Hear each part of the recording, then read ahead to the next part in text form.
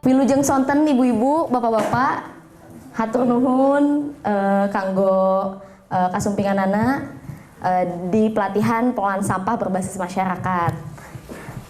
Upami kalau yang kemarin yang sudah datang kepada ibu dan bapak, mungkin saya akan ada janji untuk mengajarkan mengupas habis tang sampah ya bu, ya pak ya. Tertarik bu, pak? Kalau lihat yang kemarin. Nah, bila kita lihat di pelatihan ini, kita akan bagaimana sampah itu bisa datang. Ibu bapak di rumah suka membuang sampah? Suka. Nah, bila kita lihat dari perjalanan sampah ibu dan bapak di rumah pasti akan berbeda-beda. Nah, untuk itu nanti teman saya akan membagikan satu kertas dengan satu ballpoint.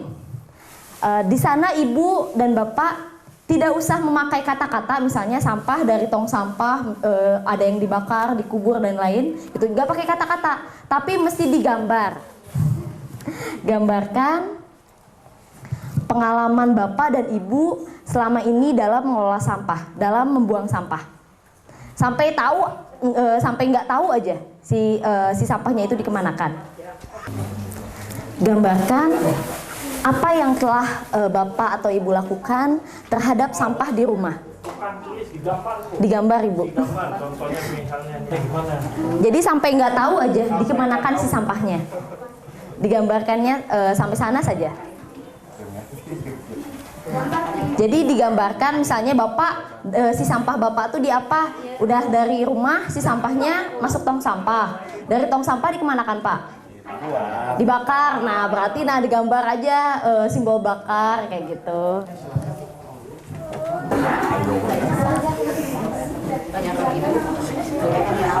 Gambarkan we bapak simbol sampah naon, misalnya kotak-kotak.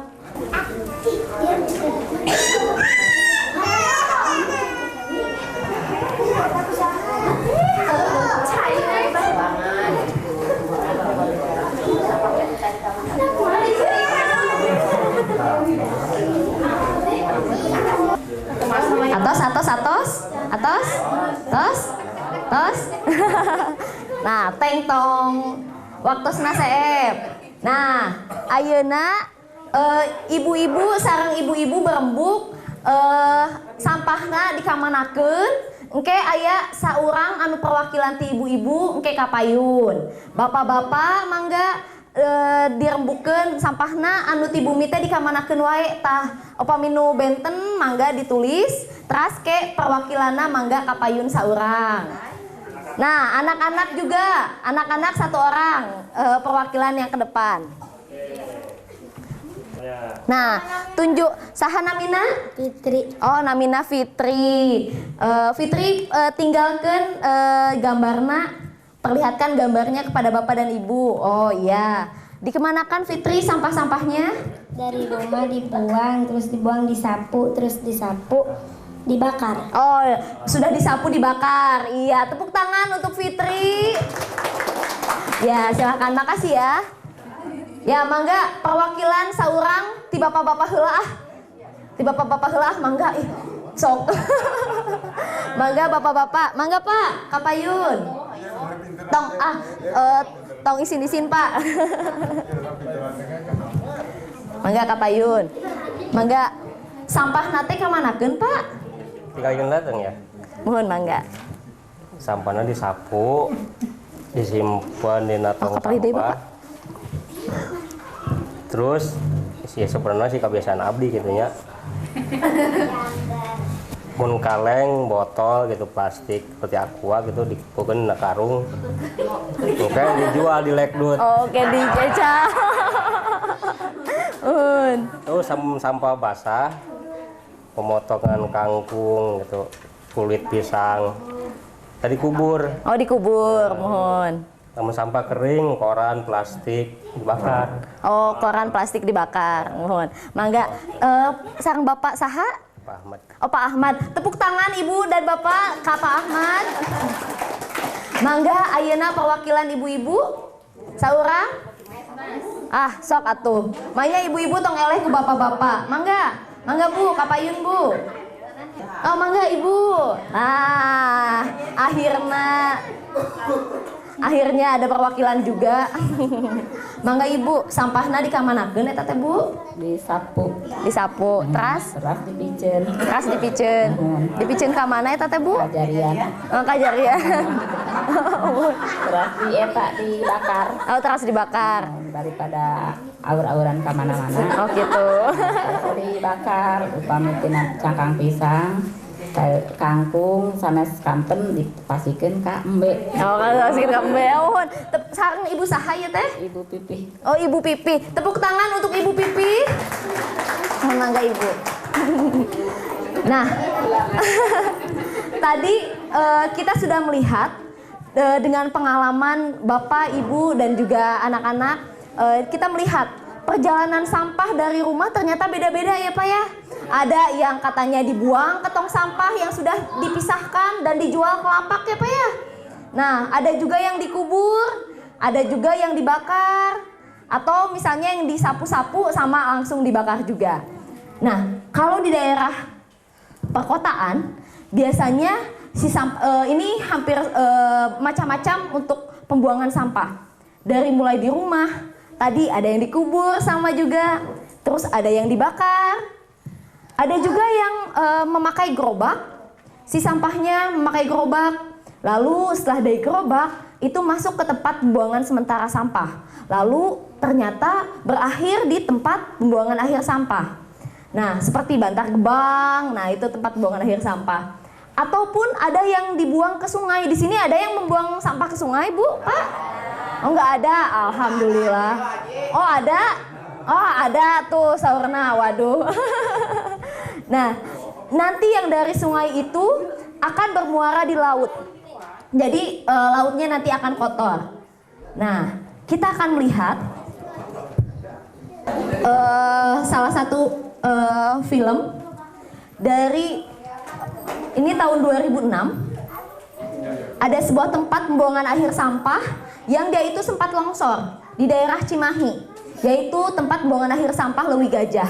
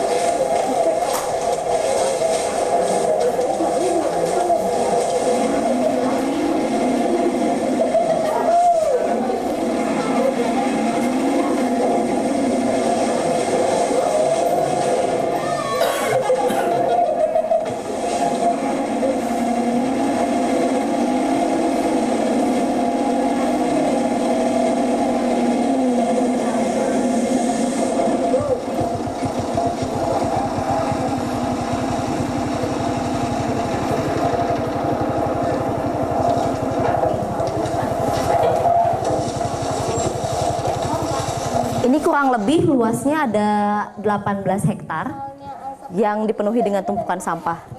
Dari terbuka dari bawah, ini bawah sampah, bawah tanah gitu. Kalau dibakar itu pakai apa sih? Nggak dibakar. Nggak dibakar, digimanain? Gas. Jadi gasnya diambil?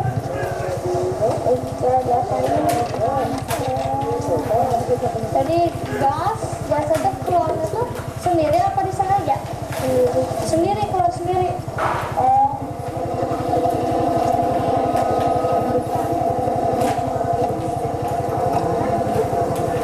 Kalau itu apa itu? Itu sahur. Sahurnya buat apa?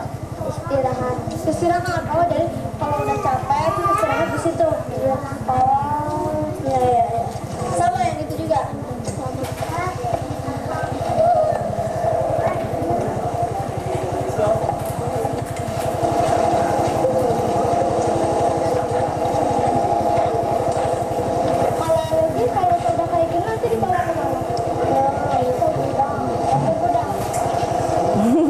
Sedia warung nasinya Bu, Pak. Ditimbang di jualin gitu. Banjarnya di mana? Di sana.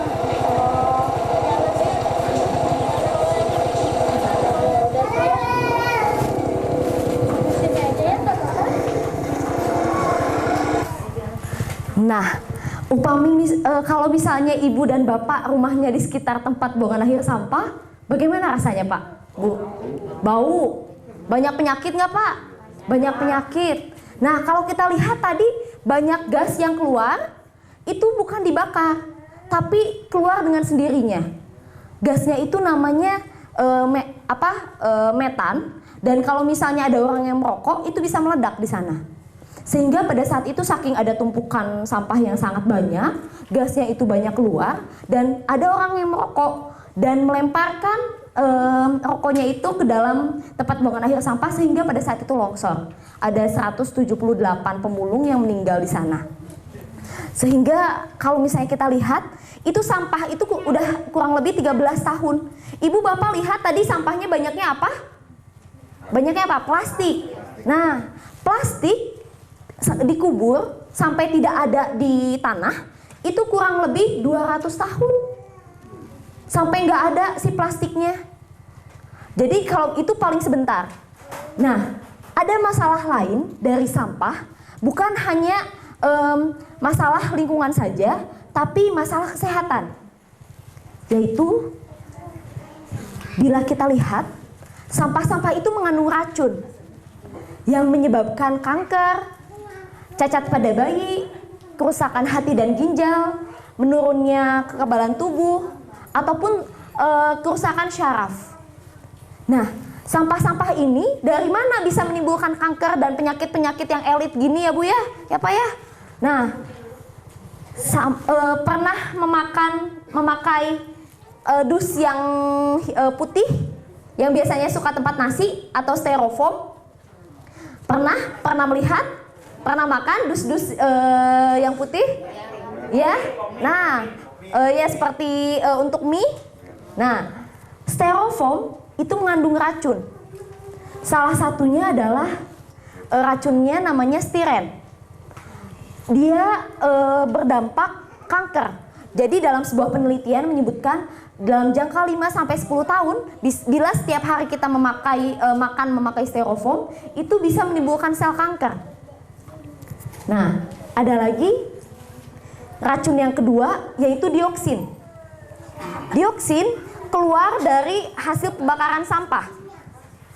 Asap-asap dari pembakaran sampah-sampah plastik mengandung dioksin, dan dia itu berdampaknya kanker, penurunan kekebalan tubuh, dan cacat pada bayi bagi ibu hamil.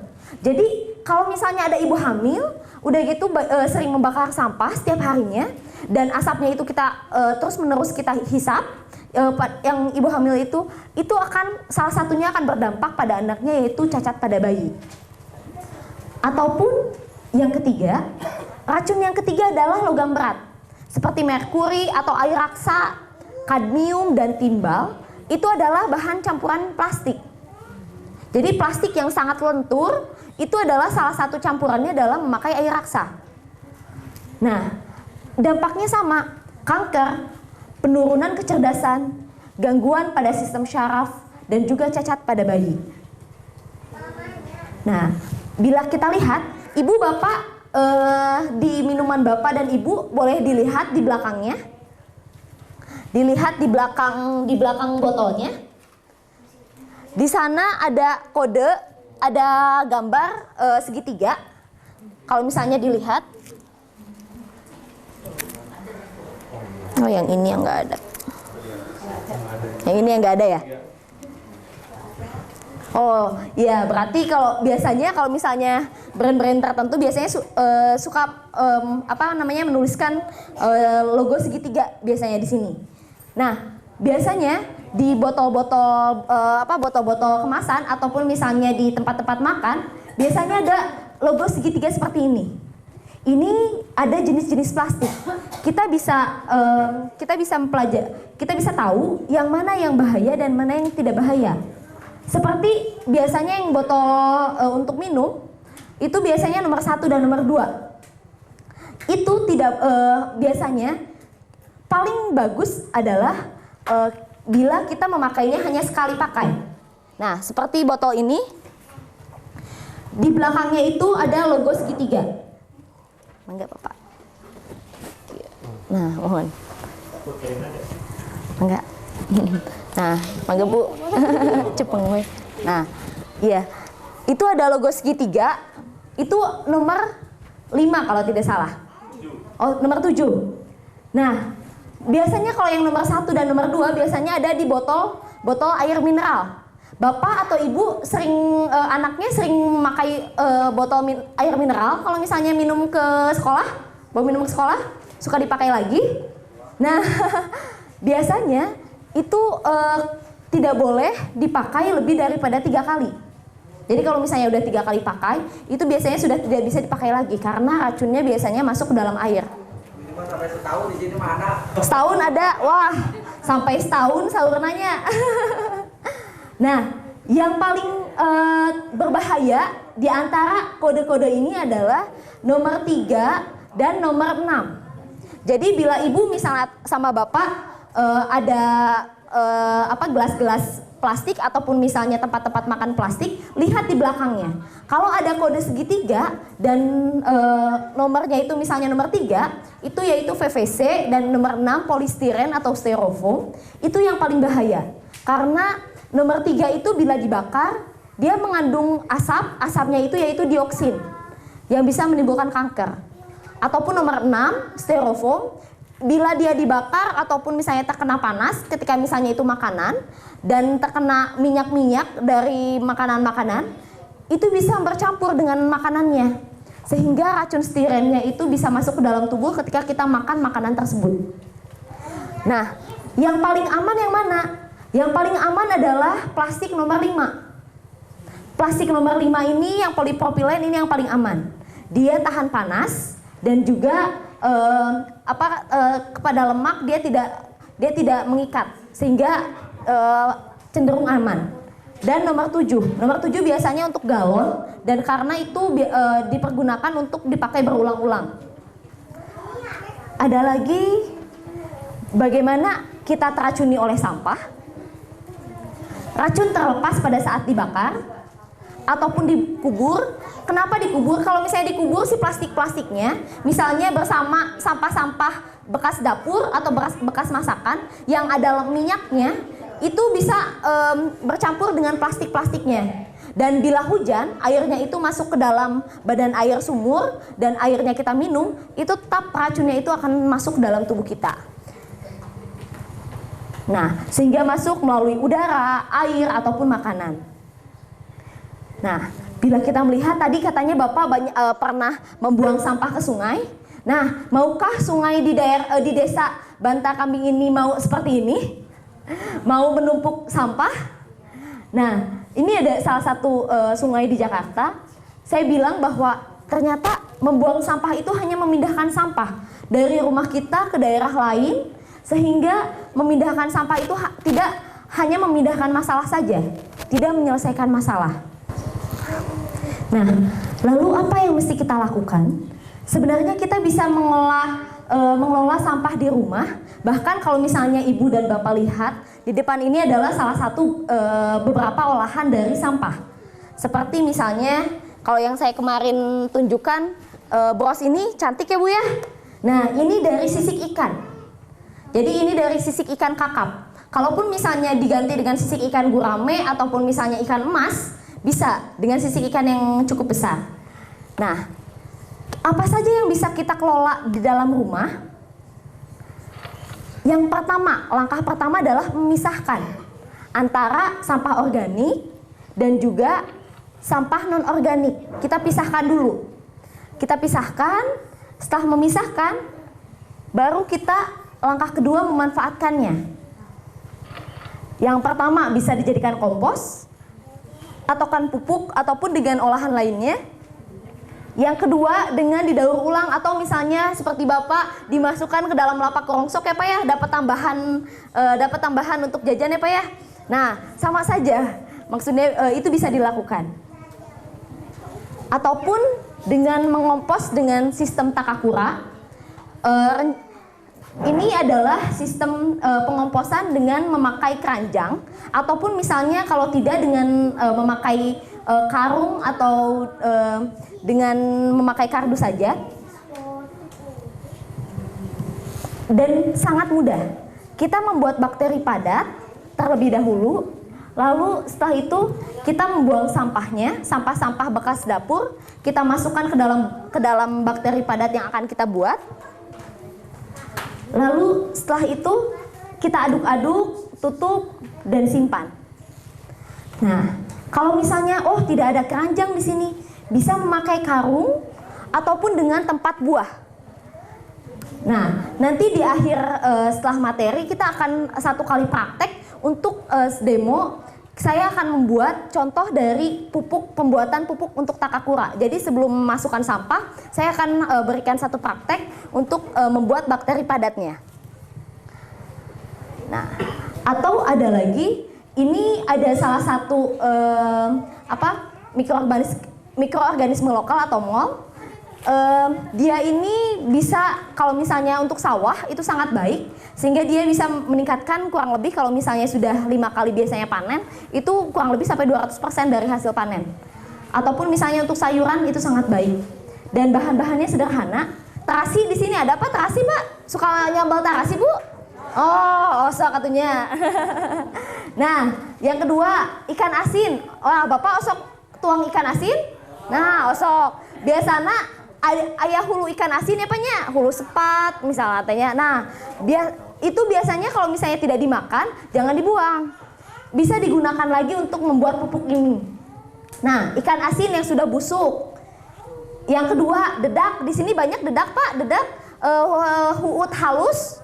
Huut halus ser. Nah, ayahnya anu kaopat. Tiasa air kelapa. Upami air kelapa, tiasa air dari cucian beras, bisa juga diganti dengan cuka kawung. Jadi boleh memilih. Yang paling gampang, ibu-ibu setiap hari memasak beras. Nah, air cuciannya itu bisa digunakan untuk membuat pupuk cair ini.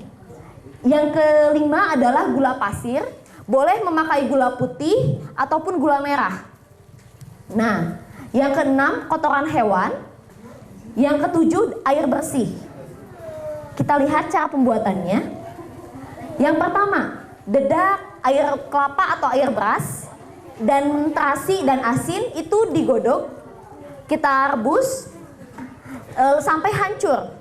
Setelah hancur, kita masukkan ke dalam tempat lain, misalnya ember, boleh. Nah, ditambahkan dengan 20 liter air, gula, dan juga kotoran hewan. Yang paling bagus kotoran hewan yang digunakan adalah kambing. Nah, setelah itu didiamkan, ditutup dengan kain kasa, kain yang masih bolong-bolong. Itu selama 9 hari, dan tiap 3 hari sekali kita cek, diaduk tiap 3 hari. Nah, lalu setelah itu barulah kita setelah 9 hari jadi pupuk cairnya kita saring, saringannya yang padat itu kita masukkan bisa menjadikan pupuk langsung ke dalam tanaman. Yang airnya, pupuk cairnya bisa kita siramkan ke dalam tanaman-tanaman juga. Nah, saya pernah menggunakan ini dan ini berhasil di kampung ayah saya di Subang. Ternyata bisa meningkatkan panen dari padi. Jadi padi ternyata cocok juga.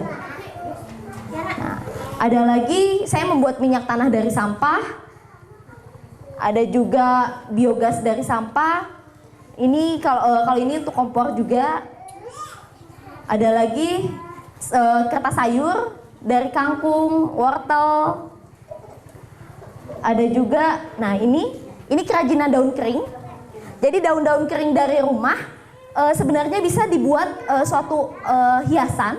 Seperti misalnya tempat-tempat perhiasan yang di bawah itu dari daun kering. Biasanya yang saya gunakan daun kering apa saja, tapi yang paling bagus adalah daun kering yang seperti ini.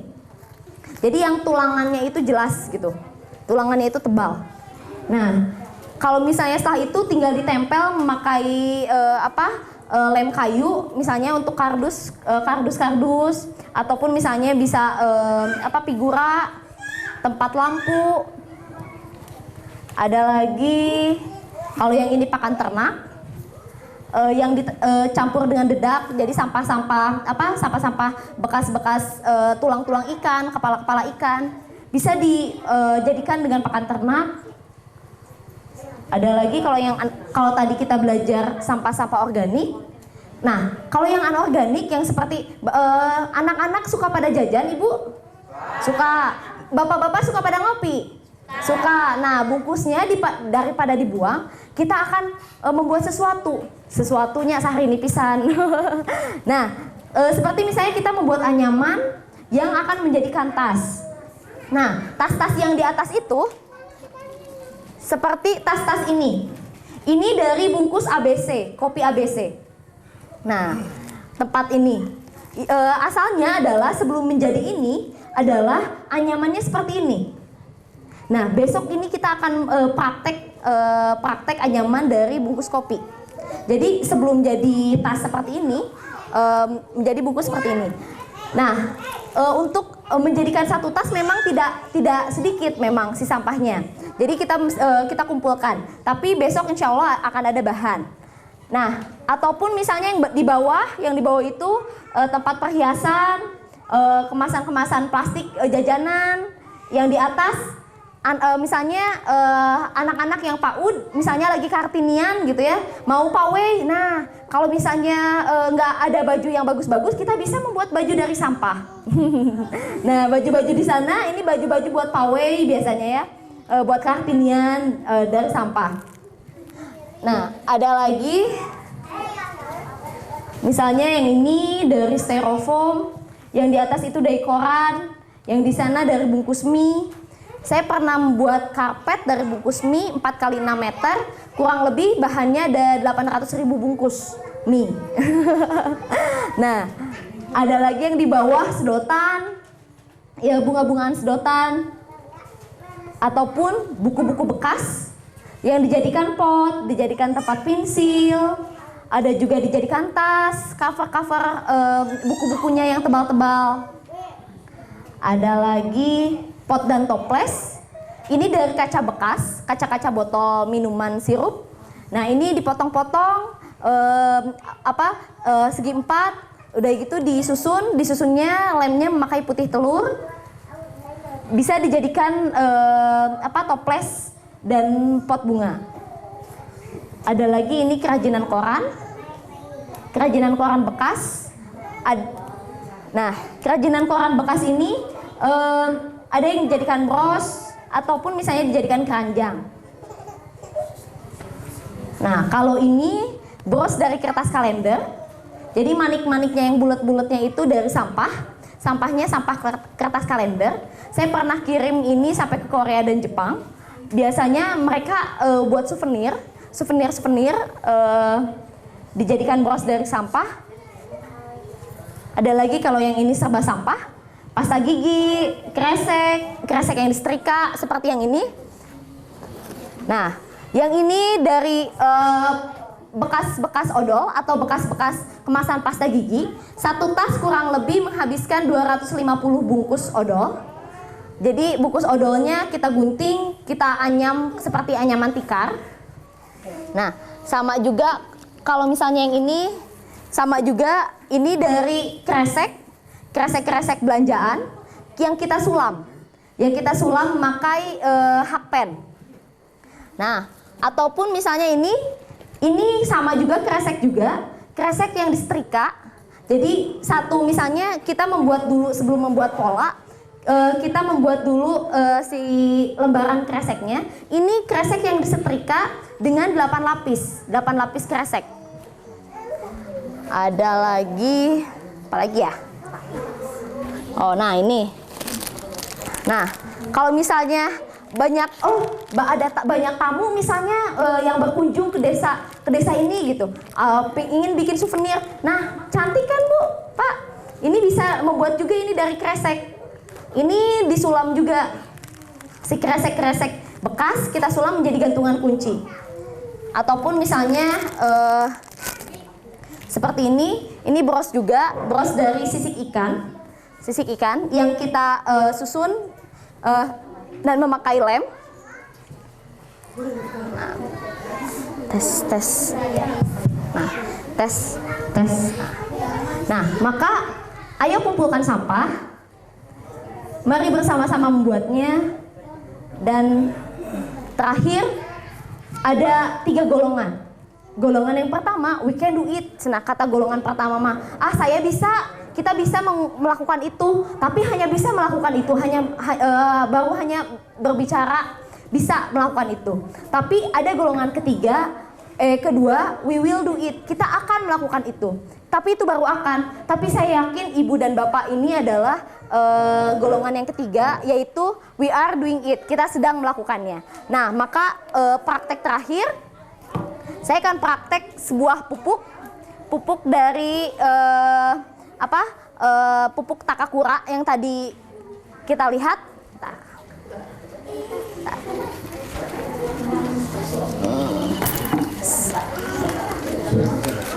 Sip, ke depan aja.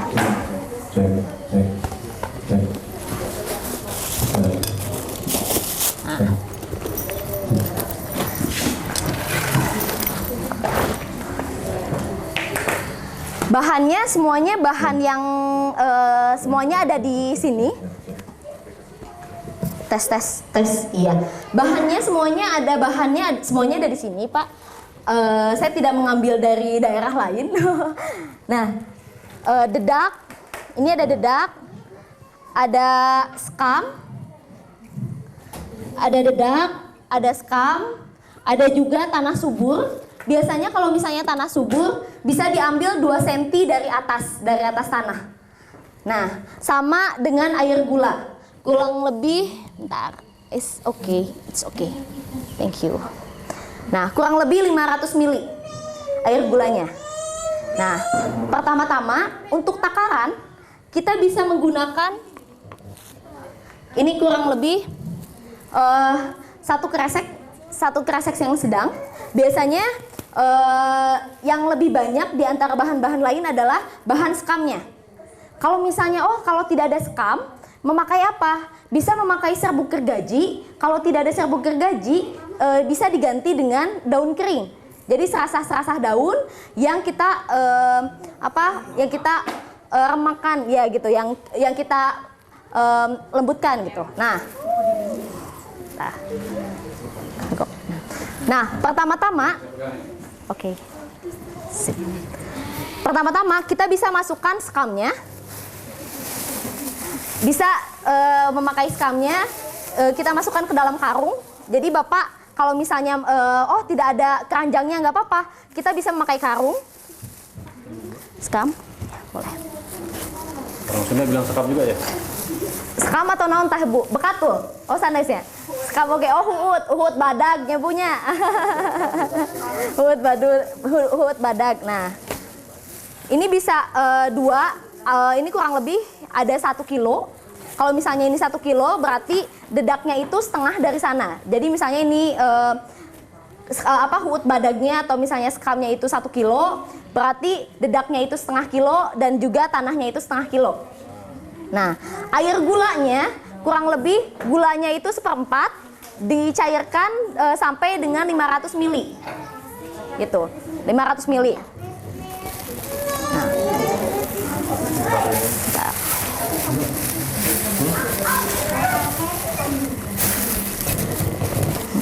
Kenapa tuh?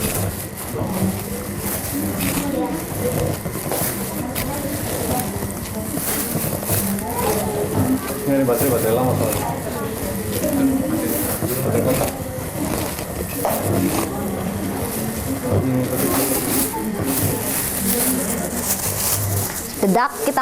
Dedak kita masukkan. Yang pasti sekamnya atau huut badagnya itu lebih banyak dibanding dedaknya dan tanahnya. Ups.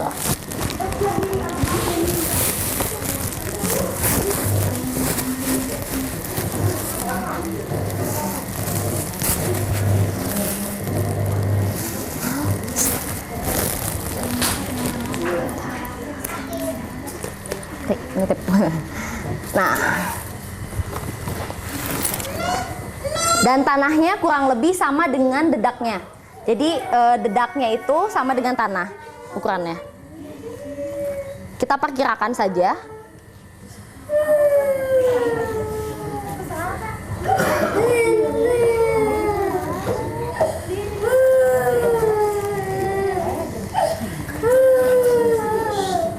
Nah, lalu air gula kita campurkan.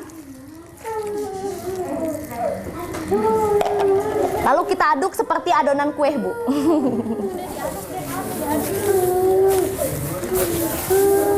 Sip. Yuri, ambilin air dong. Air segitu aja. Sip. Kita aduk sampai dengan tercampur semuanya. Jadi nanti kalau misalnya memang kurang lembab, ininya terlalu kering, bisa ditambahkan dengan air bersih. Kalau misalnya kalau tidak, nanti bisa ditambahkan dengan air gulanya lagi.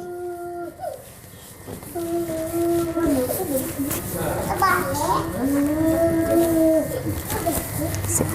Makasih.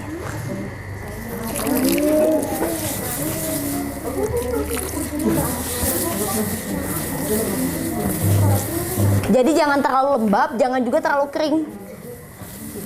Kalau misalnya terlalu lembab, dianya nantinya akan busuk. Kalau misalnya dia terlalu kering, nanti dianya tidak akan jadi bakterinya.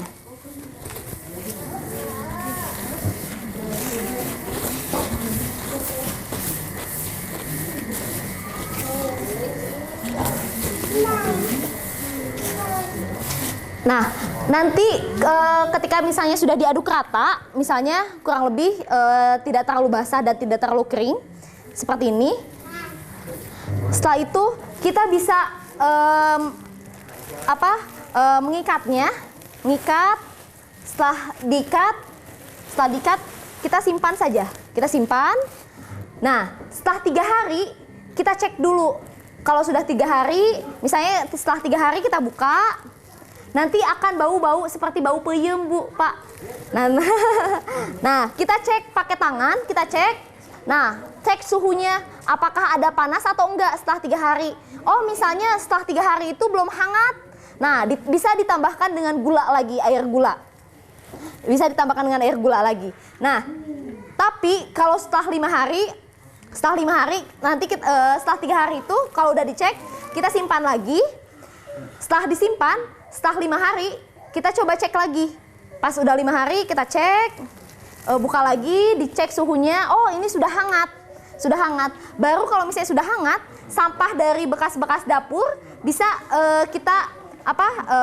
sampah-sampah bekas dapur bisa kita masukkan ke dalam takakura ini. Sip. Misalnya ini sudah jadi, sudah 5 hari. Nanti setelah itu kita bisa gunakan. Kita bisa gunakan komposter takakuranya dengan kita memasukkan sampahnya. Dari sana Lalu itu bisa setiap hari, kurang lebih. Dan misalnya untuk satu karung, misalnya 2/3-nya karung itu diisi dengan bakteri padat yang tadi, itu kapasitasnya 5 kilo per hari maksimal sampahnya. Ya, masukannya gitu. Jadi maksimal. Jadi paling banyak itu 5 kilo. Kalau misalnya lebih daripada 5 kilo, kita bisa membuat bakteri padat lagi. Keesokan harinya, misalnya kan ini sudah panen nih setelah 5 hari, sudah dimasukkan sampah besoknya. Besoknya lagi, oh ini besoknya boleh dimasukkan sampah lagi atau enggak? Nah, besoknya masih boleh lagi Bapak dimasukkan sampah lagi maksimal 5 kilo juga. Itu setiap hari. Karena si bakteri di sini nanti makan si sampahnya, si sampah-sampahnya. Jadi si sampahnya itu tinggal kita masukkan ke dalam bakteri yang sudah kita buat. Lalu setelah itu bisa kita aduk-aduk. Setelah diaduk-aduk, bisa kita tutup. Boleh misalnya kalau misalnya mau pakai tutup skam yang tadi kita bikin bantalan. Tapi kalau misalnya enggak masalah. Jadi ini hanya untuk menghangatkan. Nah, pupuk ini bisa disimpan di dalam rumah. Walaupun di dalam rumah itu tidak bau. Tapi untuk sampahnya, untuk ibu-ibu misalnya sampah udah masak nih gitu, ada sayur, misalnya sayur yang asam. Nah, airnya itu jangan dimasukkan ke dalam takakuranya. Airnya kita buang, lalu sampah-sampah sayurnya baru kita masukkan. Gitu, biar tidak terlalu lembab. Kalau terlalu lembab biasanya suka ada timbul belatung. Kalau misalnya timbul belatung, kita hanya bisa menjemurnya saja. Jadi kalau udah dijemur nggak masalah. Kalau misalnya tadi lembab kan timbul belatung. Kalau terlalu kering bagaimana? Nanti kalau terlalu kering, kita bisa tambahkan dengan air ataupun air gula. Biar jadi makanan bakterinya. Nah, setelah itu ditutup dan untuk sampah-sampahnya, kalau untuk sayur biasanya dalam 1 minggu sampai 2 minggu itu sudah bisa menjadi pupuk. Sedangkan saya pernah mencoba dengan memakai pupuk ini, cangkang kulit kepiting. Ternyata memakai pupuk Takakura, cangkang kulit kepiting itu sampai hilang si cangkang kulitnya yang menjadi tanah atau menjadi pupuk itu kurang lebih 6 bulan. Si cangkangnya yang keras itu 6 bulan. Memang seperti cangkang telur ataupun misalnya kulit pisang itu akan lebih susah untuk untuk terurainya ketika dimasuk Takakura, karena si kulit pisang itu mempunyai lapisan lilin sehingga itu susah terurai atau hancur. Seperti itu. Untuk ibu atau bapak sejauh ini ada pertanyaan? Ada yang kurang jelas? Silahkan bapak. Jadi itu yang lagi dibikin ini. Iya. Tunggu 3-5 hari. Iya. Baru mulai masukin sampah. Betul. Jadi hari kelima sampai hari sampai seterusnya. sampai karungnya penuh katakan. Iya, sampai karungnya penuh. Kalau misalnya sudah penuh, misalnya atau ibu, kapan? Paling banyak 5 kilo sehari masukin. Paling banyak 5 kilo per hari. Jadi kalau misalnya karungnya sudah penuh dengan si sampahnya, bisa diambil hasilnya untuk pupuk gitu. Untuk kita bisa diayak. Nah, hasil ayakannya itu bisa kita gunakan untuk pupuk. Tapi gitu. bukan tunggu seminggu lagi, sudah itu belum? Nah, kalau misalnya setelah 5 hari, misalnya kita masukkan sampah, tunggu dulu selama 1 minggu.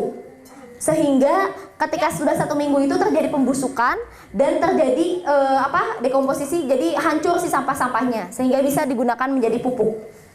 Seperti itu. Jadi tunggu 5 hari dulu. Setelah 5 hari kita masukkan sampah, lalu bisa tunggu seminggu sampai hancur, baru bisa dijadikan pupuk. Kalau itu setiap hari saja kita masukkan si sampahnya. Setiap hari masukkan. Tapi ingat, untuk sampah-sampah seperti misalnya kulit pisang dan sampah-sampah yang besar, kalau bisa dicacah. Kita cacah kecil-kecil.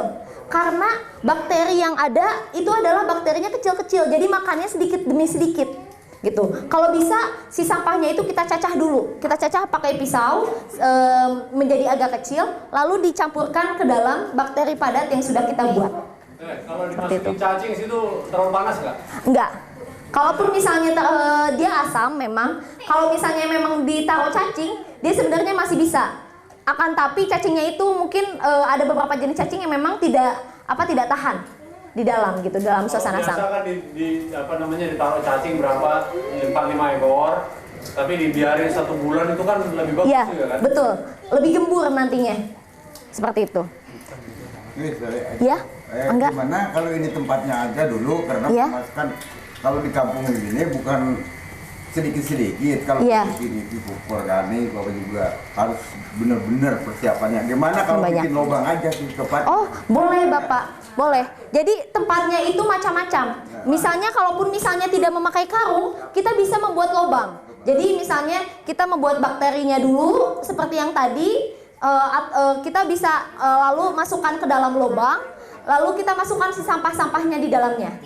Bisa juga seperti itu. Harus dituduhin pakai itu. Ya, kalau misalnya di atasnya kita bisa tutupi karung saja. Ya. Seperti itu. Kalau misalnya lebih bagus lagi ketika misalnya pas hasilnya bisa dicampurkan dengan kotoran kambing pun itu akan lebih bagus ketika kita pakai untuk tanaman-tanaman. Seperti itu. Ada lagi mungkin untuk Ibu, mangga? Gimana bahannya? Iya. Tapi sama aja yang kayak barusan pertanyaan si Bapak. Apakah kalau di plastik gimana selain di karung? Oh, kalau misalnya di plastik nggak masalah. Jadi kalaupun misalnya Ibu punya plastik, asalkan plastiknya itu agak bolong-bolong. Jadi bisa misalnya plastik udah gitu dilapisi dengan kardus bekas. Nah, baru ditumpuki dengan bakteri padatnya. Seperti itu. Jadi bakteri padat yang ini tapi di sekelilingnya memakai kardus dulu biar dia bisa meredam panas ataupun dia bisa sirkulasi udaranya tidak terlalu banyak. Seperti itu. Ada lagi yang lain? Nah, bisa memakai keranjang bekas buah juga gitu. Kalau enggak bisa memakai keranjang yang dari bambu juga. Kalau misalnya untuk skala besar seperti Bapak tadi misalnya, kalau nggak pakai lubang bagaimana? Bisa juga Bapak, kalaupun misalnya memakai karung ataupun misalnya tidak memakai karung, kita bisa membuat kotak dari kayu tapi yang besar. Nah, itu bisa ditumpuk-tumpuk. Jadi misalnya tumpukan pertama untuk misalnya seminggu pertama. Nah, ini kita bisa ditumpuk-tumpuk bentuknya. Jadi takakura susun. Seperti itu. Ada lagi mungkin untuk Bapak dan Ibu? Iya. Iya. Oh, iya boleh Ibu. Campur. Iya. Jadi kalau yang untuk lebu atau misalnya abu gosok bisa jadi pengganti skam. Jadi pengganti skamnya itu pakai abu gosok bisa juga. Atau malah hanya dengan abu gosok dan dedak. Jadi misalnya abu gosok dan dedak kita campurkan dengan sampah. Si sampahnya kita masukkan ke dalam ember. Setiap udah gitu hari berikutnya ada sampah lagi kita campur dengan dedak dan juga abu gosok, masukkan lagi ke ember. Itu sudah cukup juga. Bisa dijadikan pupuk seperti itu. Plastik bisa dipisah. Kenapa? Nah, sampah-sampah yang masuk ke dalam bakteri padat hanya sampah-sampah organik atau bekas-bekas masakan, bekas-bekas kulit-kulit buah, sayur. Nah, plastik kertas tidak boleh. Jadi sampah-sampah organik nggak boleh. Jadi kalau misalnya plastik, memang kita bisa memakai olahan lain seperti olahan-olahan di sini. Seperti itu. Seperti kalau misalnya kita belanja, misalnya kita hanya bawa ini aja kayak dompet kan, seperti dompet ya Bu ya. Tapi ini adalah tas pengganti tas belanja. Nah, ini tas pengganti tas belanja. Jadi kan asalnya itu adalah dompet, tapi ternyata kadang kan kita suka males ya Bu ya. Misalnya belanja, udah aja ntar misalnya ada kresek juga di sana. Tapi kalau misalnya bentuknya kecil, kita juga akan lebih rajin bawanya. Nah, kalau yang ini yang agak tebal, kalau yang ini ada yang lebih tipis gitu. Si plastiknya itu plastik tipis. Misalnya jadi kalau misalnya mau belanja tuh tinggal bawa ini aja. Nah, udah gitu nanti ke pasar tinggal gerai. Nah. Atau misalnya mau ke pengajian, misalnya bisi pulangnya tuh mau bawa oleh-oleh. Nah, bisa juga. Seperti dompet ya Bu ya. Nah, ada lagi pertanyaan lain? Ya, silakan Kak Andre. Teh Hilda, tadi bahkan yang sebelum sampah ini bahas plastik. Iya. Nah, jadi saya pernah kasih tahu juga kan tadi Teh Hilda bilang kalau botol aqua itu maksimal hanya boleh digunakan 3 kali. 3 kali. Nah, saya pernah kasih tahu ke orang, ini hanya boleh dipakai 3 kali. Dia bilang begini, dia kritis. Kan kalau botol aqua itu masa kadaluarsanya 1 tahun. Artinya sebenarnya kalaupun saya pakai sampai masa 1 tahun. Dia bilang seperti itu. Emang bahayanya apa sih? Kenapa hanya maksimum 3 kali? Iya. Nah, kenapa maksimum 3 kali? Karena kalau misalnya kita dengan dengan air-air yang memang pabrikan, biasanya dia untuk disinfeksi atau misalnya pembunuhan kumannya itu memang lebih terjaga dibanding kalau misalnya kita memakai air yang dipanaskan, kita masukkan. Setelah itu apalagi terkena panas, jadi si racun-racun dari plastiknya itu baru masuk ke air, gitu. Bedanya kalau misalnya dengan masa kadaluarsa, misalnya 1 tahun, misalnya masa kadaluarsanya. Nah, masa kadaluarsanya mengindikasikan bahwa disinfeksinya itu berlaku pada saat sampai setahun. Jadi airnya itu tidak apa-apa dalam masa setahun. Tapi dengan kemasannya pun akan berpengaruh. Karena setelah 1 tahun, karena dia si airnya itu dalam kemasan itu terlalu lama, sehingga dia meluruhkan pinggiran-pinggiran dari botolnya. Dan itu yang menjadikan racunnya itu masuk dalam air. Seperti itu. Ada lagi mungkin Bapak dan Ibu? Ya, silahkan Bapak. Saya mau tanya untuk sehubungan dengan lingkungan kita di sini ya. Saya lihat mungkin sistem pembuangan sampah di masyarakat kita ini belum teratur dengan baik ya Pak ya. Ya saya lihat paling banyak sih memang sampah plastik dan sampah kertas-kertas jajanan dan sebagainya. Kira-kira untuk kami di sini apa yang Teh Hilda bisa sarankan untuk dilakukan? Mungkin kalau buat kerajin, wah banyak, memang menarik ya. Tetapi diperlukan keterampilan yang perlu dilatih dulu. Betul. Tetapi sementara waktu kita harus menanggulangi sampah supaya tidak menjadi penyakit-penyakit bagi kita warga di sini. Nah kira-kira apa yang bisa dibuat? Apa bikin tempat pembuangan bersama atau gimana kira-kira? Apa yang bisa dimulai? Nah, sebenarnya kita bisa mulai kalau misalnya kita tadi beberapa ibu atau bapak yang kita gali bagaimana perjalanan sampahnya. Kalau bisa kita lihat, sampah-sampah di sini memang tidak sekompleks sampah-sampah perkotaan memang. Di sini banyak juga sampah-sampah organik yang kita mungkin bisa olah, salah satunya dengan bisa membuat pupuk ataupun energi alternatif. Sedangkan misalnya untuk yang langkah-langkah lain bisa digunakan sebelum kita mendaur ulang. Daur ulang itu adalah langkah terakhir, Bapak Ibu, bukan langkah pertama. Langkah pertama adalah dengan mereuse atau mengurangi.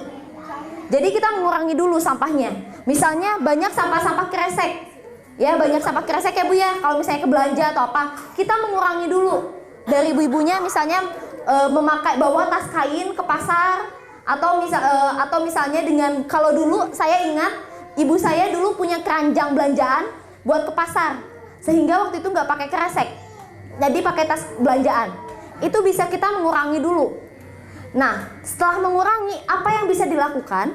Langkah kedua adalah dengan mereuse atau memakai ulang. Seperti misalnya kertas.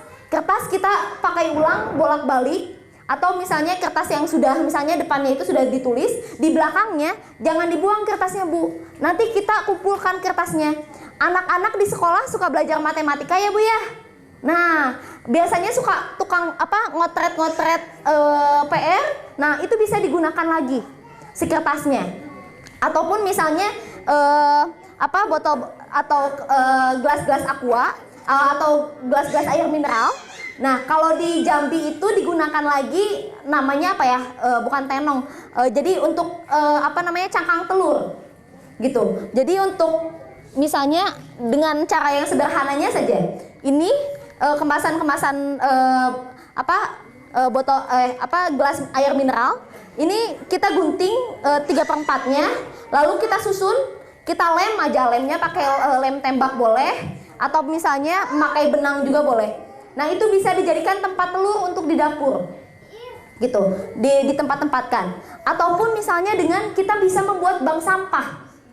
Jadi bank sampah itu kita bisa menabung sampah, seperti yang sudah Bapak lakukan ya Pak ya, ke lapak-lapak dengan kita mengumpulkan sampah-sampahnya lalu kita jual dan kita mempunyai pendapatan lebih. Kalau misalnya seperti itu, kenapa kita tidak bisa memulai untuk keseluruhan? Seperti misalnya, ibu di rumah syukuran banyak gelas-gelas air mineral. Nah, itu kita bisa kumpulkan. Lalu ibu setelah itu misalnya sudah banyak, ibu ke bank sampah, di kilo si sampahnya. Nah, berapa kilo? Oh, misalnya setengah kilo teh misalnya harganya 1.000. Nah, ibu nabung, ada buku tabungannya di ibu 1.000 gitu. Nah, uangnya misalnya bisa kita ambil setelah misalnya 4 bulan atau 6 bulan. Atau misalnya setelah 6 bulan, 6 bulan itu kita kumpulkan. Karena kalau misalnya setelah 6 bulan misalnya nominalnya banyak gitu ya, udah banyak gitu. Ataupun misalnya tabungannya itu sudah 20.000 atau 40.000, ibu mau ambil langsung tidak masalah. Gitu, mau ambil langsung hari itu juga atau menunggu sampai banyak, tabungan sampahnya itu tidak masalah. Rumah yang saya tinggali saat ini adalah rumah dari sampah. Jadi rumah ya hasil saya mengumpulkan selama 2 tahun bersama kelima adik saya. Saya dan kelima adik saya itu saya mengumpulkan sampah. Jadi setiap hari itu saya punya target. Misalnya gelas air mineral saya punya target 40 kilo. Atau misalnya kertas, yang paling banyak itu dulu kertas karena mahal. Jadi kertas itu misalnya 25 kilo atau 30 kilo. Jadi saya waktu itu minta ke kantor-kantor jurusan di kampus, saya minta kertas-kertasnya untuk saya kumpulkan, untuk saya jual lagi. Dan hasil penjualannya itu saya tabungkan bersama adik-adik saya. Sehingga selama 2 tahun saya menabung, kurang lebih saya bisa mengumpulkan uang sampai 275 juta dan jadilah rumah yang saya sekarang tinggali. Mungkin kalau misalnya melihat dari waktu, cukup lama, dan kalau misalnya kita mengumpulkan sampahnya banyak banget kayak gitu. Tapi kalau misalnya ada kemauan pasti bisa. Dulu saya dan adik-adik saya hanya ingin mempunyai rumah. Mimpi kami hanya satu, ingin mempunyai rumah. Nah, setelah kita berusaha selama 2 tahun itu kita mengumpulkan, jadi kita punya target-target setiap harinya. Jadi setiap harinya misalnya kita punya target sampahnya berapa kilo yang mesti terkumpul, kita bayarkan ke lapak. Setelah itu misalnya kita punya uang sampai 50.000 per hari misalnya. 50.000 itu misalnya sampai 2 tahun itu akan menjadi berjuta-juta gitu. Misalnya dalam 1 hari 50, misalnya dalam sebulan kan udah 10 hari udah 500. Misalnya untuk 100 hari udah lumayan banget gitu ya. Udah 5 juta dan seterusnya gitu. Sampai akhirnya kita bisa mengumpulkan sampai segitu gitu. Nah, kalau kita bisa mengumpulkan dengan misalnya warga ingin membuat masjid misalnya ya Pak ya Bu, bisa salah satunya adalah dengan kalau misalnya kita tidak bisa menggalang dana misalnya saya nggak punya uang Pak. Nah, kalau enggak bisa disumbang dengan sampah. Misalnya sampah-sampah kemasan atau sampah-sampah yang bisa terjual. Seperti misalnya selain botol atau botol kaca misalnya masih bisa terjual, bisa dikumpulkan gitu. Dengan sumbangan itu saja sudah lumayan. Sekarang yang dilakukan di Jakarta oleh teman-teman saya ingin mempunyai kantor sekretariat teman-teman IFC, sampai akhirnya mereka mengumpulkan setiap 1 minggu sekali. Jadi setiap hari Minggu mereka itu berjalan ke daerah Situ Gintung, mereka mengumpulkan sampah-sampah untuk mengumpulkan dana untuk membuat sekretariat sendiri, membeli sekretariat sendiri gitu, membeli rumah. Walaupun memang akan lama dan prosesnya itu akan panjang gitu ya, tapi kalau kita mau dan kita terus berjuang itu pasti akan terwujud. Seperti itu. Ada pertanyaan lain Bapak Ibu? Ya, silahkan. Kan tadi plastik nggak bisa tahan panas. Kadang Betul. orang kan kalau beli jajanan kayak bakso itu dimasukin plastik, itu gimana ya? Nah, kalau bakso, Ibu Bapak suka dimasukkan plastik atau misalnya gorengan suka masukin plastik, apalagi plastik yang hitam? Nah, kalau yang plastik yang hitam, saya pernah ketika saya di kampus itu, saya pernah kunjungan ke sebuah pabrik pengolahan daur ulang plastik. Ternyata plastik warna hitam adalah plastik sisa-sisa dari plastik-plastik yang lain yang tidak bisa diolah menjadi plastik warna-warni yang lain. Dan sisa-sisa yang memang paling kotor dan paling jelek kualitasnya itu adalah plastik yang hitam. Jadi kalau misalnya yang hitam itu yang misalnya yang ada tinta-tintanya semuanya masuk yang hitam. Sehingga saya tidak tahu lagi plastik yang hitam itu bahannya apa. Jadi plastik hitam adalah plastik yang paling berbahaya kalaupun misalnya dipakai buat makanan. Apalagi masukin bakso yang panas-panas, wah itu sudah tidak terbayang. Jadi yang hitam itu memang plastik-plastik sisa. Bahkan plastik-plastik yang tadi kita lihat di tempat buangan akhir sampah, plastik kresek-kresek yang terkumpulkan, biasanya akhir jadinya adalah menjadi plastik yang hitam.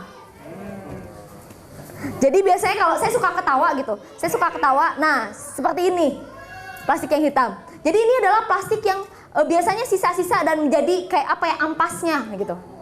Karena tidak bisa menjadikan plastik-plastik yang lain. Biasanya plastik yang bening dan warna putih itu biasanya yang memang plastik yang dari awal gitu. Kayak seperti warna putih dan bening itu dari biji plastik asli dan dijadikan plastik lagi. Ataupun misalnya dari daur ulangnya dari plastik-plastik yang bening lagi dijadikan plastik yang bening lagi.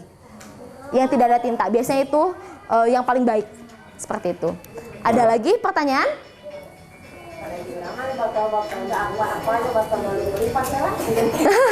Oh, tidak laku. Apa Bu yang tidak laku, Bu? Oh, botol-botol beli.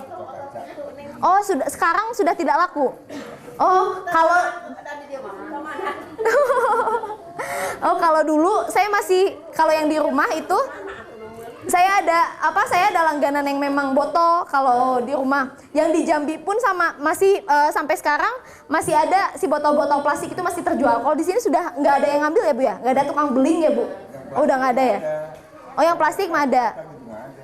Oh, kadang-kadang. Oh, sirop, iya. Botol-botol beling. Iya, kaca ya Bu. Ya, mudah-mudahan kalau misalnya kita nantinya punya pemotong kaca, itu bisa digunakan menjadi kayak toples dengan harga jadinya kan ya agak lebih mahal dibanding kalau misalnya kita cuma jual begitu saja seperti itu. Ada yang lain? Bapak mangga bilih aya pitarosen nusanes. Ibu atau adik-adik ada yang mau nanya? Oh, malu-malu, oh enggak. Ibu sudah cukup? Cekap? Nah, nanti kalau misalnya hari ini kita belajar pembuatan pupuk, besok kita akan belajar tentang cara membuat anyaman untuk untuk tas, tapi tidak dijahit dengan mesin jahit. Jadi kalau misalnya ibu di rumah tidak punya mesin jahit, jangan khawatir, karena ada kerajinan yang tidak memakai mesin jahit, bahkan tidak dijahit. Nah, besok kita akan mempelajari itu. Untuk itu, kepada ibu-ibu dan bapak-bapak maupun pemirsa di rumah, jangan lewatkan. Besok kita akan mulai dengan cara pengolahan sampah-sampah kemasan. Jadi tidak hanya kemasan kopi saja, tapi kemasan snack-snack anak-anak pun bisa gitu digunakan. Ya, mungkin hanya itu saja. Terima kasih atas kehadirannya kepada bapak dan ibu dan juga pemirsa di rumah. Wassalamualaikum warahmatullahi wabarakatuh.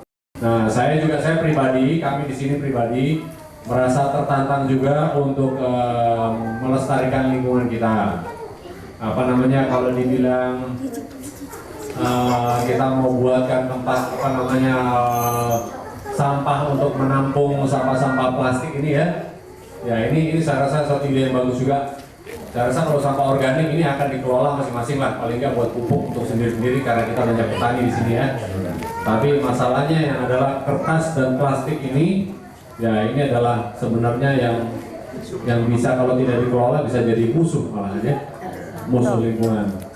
Ya jadi nanti mungkin kedepannya dengan informasi yang kita sudah dapatkan dari Teh Hilda sore hari ini, kita akan coba untuk mengelola sampah-sampah supaya tidak menjadi musuh kita. Oh, ngomong-ngomong Teh apakah nanti akan kita diajarkan bagaimana membuat yang plastik itu pasti ada sampahnya lah. Iya. Kita mau bikin tas, mau jadi apa, mau jadi kerajinan dan sebagainya, pasti ada sisa-sisanya. Iya. Digunting-gunting pun sisanya mau diapain? Betul. Nah, kalau ujung-ujungnya toh harus dibakar juga, bisa dijadikan apa? Apakah dijadikan biji plastik atau dijadikan apa?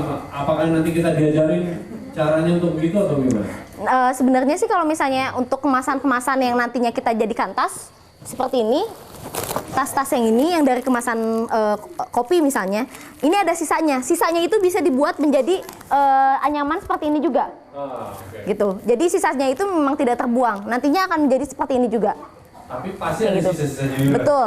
Nah, kalau misalnya sisa-sisanya itu bisa dijadikan isian bantal. Jadi kalau ibu-ibu di rumah misalnya punya baju misalnya lengan pendek ataupun lengan panjang, terserah, baju lengan pendek misalnya, itu bisa kita jadikan bantal. Jadi baju bekas kita jahit, di sebelah sininya kita jahit, sebelah sininya kita jahit. Nah bawahnya jangan dulu dijahit. Sisa-sisanya kita gunting-gunting tipis, masukkan ke dalam sisa bajunya. Itu bisa jadi isian baju. Isian bantal. Nanti setelah banyak, kalau sisa-sisanya banyak, dimasukkan ke dalam baju, kita jahit, pakai tangan pun nggak masalah. Nah itu bisa kita jadikan bantal. Ada penelitian yang menyebutkan bahwa ternyata ion-ion dari sampah-sampah plastik yang seperti serak, nah itu tuh bisa menyembuhkan rematik. Oh gitu ya, Iya. menarik banget. Nah kalau misalnya kemasan-kemasan, makanya tadi langkah ketiga itu hanya recycle, daur ulang. Tapi langkah pertama adalah mengurangi dulu gitu, mengurangi. Karena kita tidak akan terasa, jadi penyakit itu tidak akan terasa. Kalau misalnya untuk 1 hari kita nggak akan langsung sakit. Tapi kalau misalnya setiap hari kita membakar sampah, kita menghirup sampah dalam jangka 5-10 tahun, itu mungkin saja ada yang terkena penyakit dari sana. Seperti itu. Wah, harus perhatikan kalau begitu. Kalaupun misalnya memang kita mesti membuang sampah, itu pun kalau misalnya sisa-sisanya sekali gitu ya, seperti sampah-sampah yang memang tidak bisa daur ulang, lebih baik kita masukkan ke dalam tong sampah, dan tong sampah yang diangkut ke dalam tempat buangan akhir sampah biar diproses di sana. Seperti itu.